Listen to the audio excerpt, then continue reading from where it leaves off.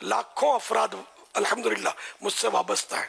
میں سب کے لیے درخواست ہے، میری نصیحت بھی ہے، میری وصیت بھی ہے کہ علماء کا دامن مت چھوڑنا. علماء اہل سنت، علماء دین، جس کی میں وضاحت کرتا رہتا ہوں، جن کا عقیدہ قرآن و حدیث کے مطابق ہے، علماء اہل سنت جن کو ہم بولتے ہیں، تو ان کا دامن نہیں چھوڑنا ہے.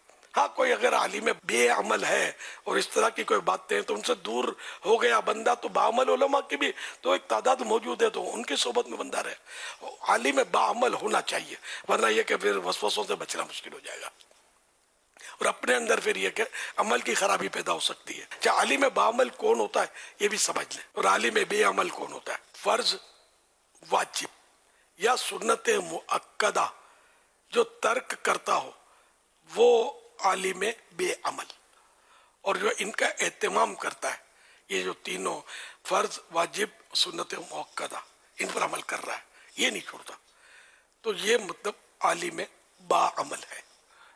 اب وہ پھر اخلاقیات میں گالی بکنا یا جھوٹ بولنا، جھوٹ سے بچنا، گالی سے بچنا، یہ تو فرض ہے، تو یوں بھی تاریخ فرض تو ہوگا نہیں ہے.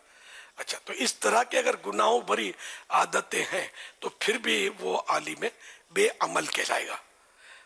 اس میں مطلب اگر کوئی ہے بھی ایسا تو اس کے لیے ڈھول پہننے کی ضرورت نہیں ہے، ڈنکا بجانے کی ضرورت نہیں ہے. پھر بھی ان سے اگر کوئی ایسا فائدہ ہو جاتا ہے اپنی آخرت کے لیے تو وہ حاصل کر لے، وہ نہ چھوڑے. عالم اگر جھاڑ دے، غصہ دکھائے، غصہ کر لے، تب بھی ہو جب بعمل، تو ان سے بگاڑے نہیں، اور ان سے استفادہ علم، اعلیٰ حضرت نے فرمایا کہ استفادہ علم نہ چھوڑے. بے عمل عالم کی مثال یہاں اعلیٰ حضرت نے یہ دی جیسے شمع، خود شمع جل جاتی ہے لیکن ہمیں تو روشنی دیتی ہے نا. تو یوں اس عالم سے اپنی آخرت کے لیے نفع لے لے کہ سنی پکا ہو، عاشق رسول ہو، آگے پیچھے نہ ہو، کسی صحابی پر یا کسی اہل بیت پر تنقید نہ کرتا ہو، ٹھیک ہے نا.